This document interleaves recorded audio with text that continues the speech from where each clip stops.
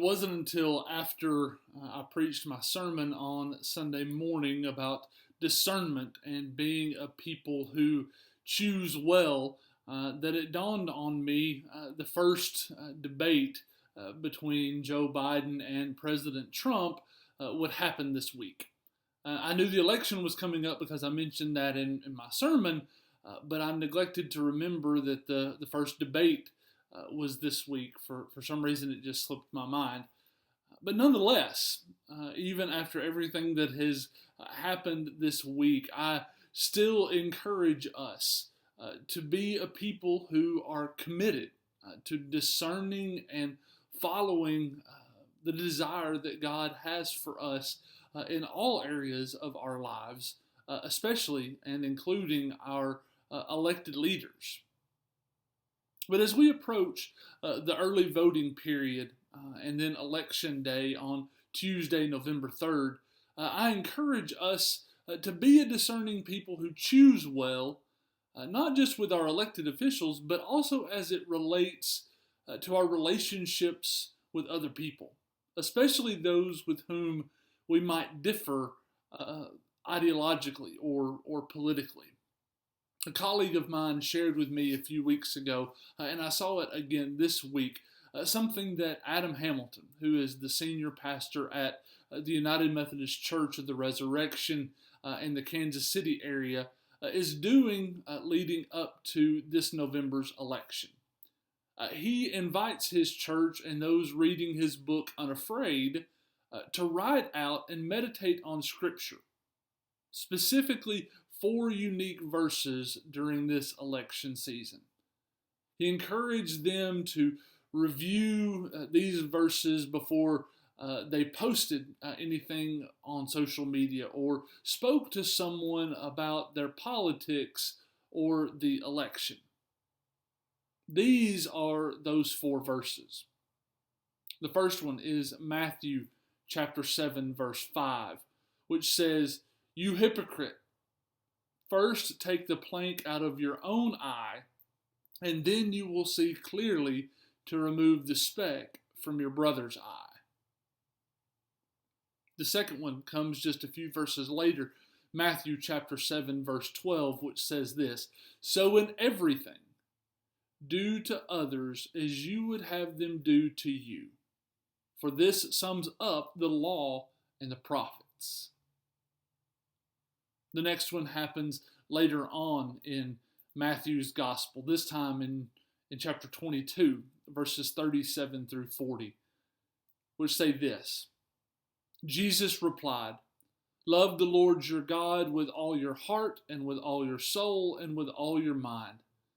This is the first and greatest commandment, and the second is like this. Love your neighbor as yourself. All the law and the prophets hang on these 2 commandments.'" And finally, the 4th verse that Adam Hamilton encourages his people to write down and to meditate on during this election season comes from James chapter 1, verse 19, which says, "My dear brothers and sisters, take note of this. Everyone should be quick to listen, slow to speak, and slow to become angry." Or as one of my favorite translations of that particular verse says, "Everyone should be quick to listen, slow to speak, and even slower to become angry." I believe this is tremendous advice in all areas of life, but especially in conversations about politics and the election.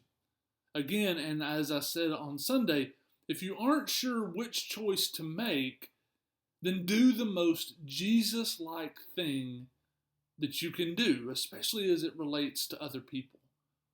This is the most loving, gracious, kind, compassionate thing that you can do. Furthermore, many of you have heard the quote that says, "Who you voted for tells me less about your faith than how you treat those who voted differently than you." And I fully agree with that.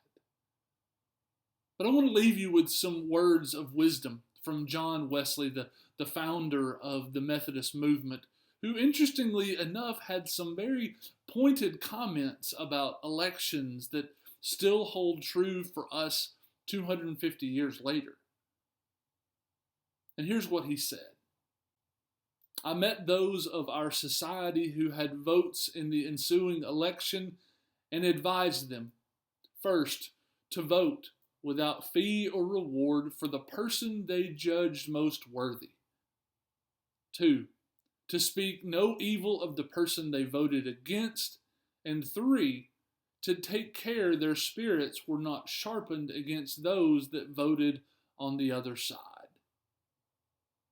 So I invite you, over the next several weeks leading up to the presidential election in November, write these scriptures down, the ones that I shared with you earlier. Again, those are Matthew chapter 7, verse 5, Matthew chapter 7, verse 12, and Matthew chapter 22, 37 through 40.